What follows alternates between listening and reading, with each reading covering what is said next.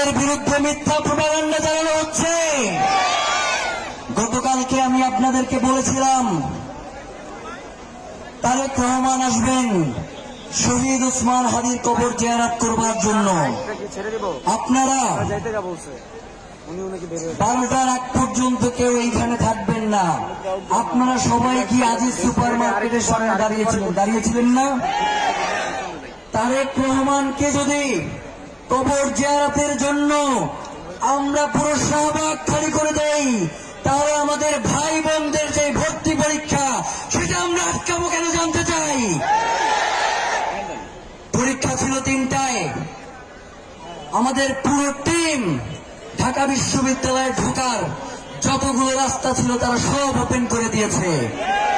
কোন রাস্তা আমরা ঢাকা বিশ্ববিদ্যালয়ে ঢোকা আটকাই নাই। এরপরেও যারা আমাদেরকে এর জন্য দায়ী করতে চান, আমরা মনে করি তো হাদি ইস্যু থেকে আপনারা ঘটনা অন্যদিকে প্রবাহিত করার চেষ্টা করছেন। আপনারা কোনোভাবেই চাচ্ছেন না হাদি হত্যার বিচার হোক।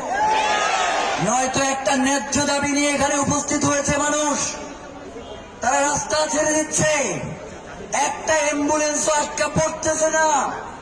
ভর্তি পরীক্ষার্থীরা উল্টো তারা ভর্তি পরীক্ষা দিয়ে এসে এখানে আজকে হাদি হত্যার বিচারের জন্য অবস্থান করতেছে।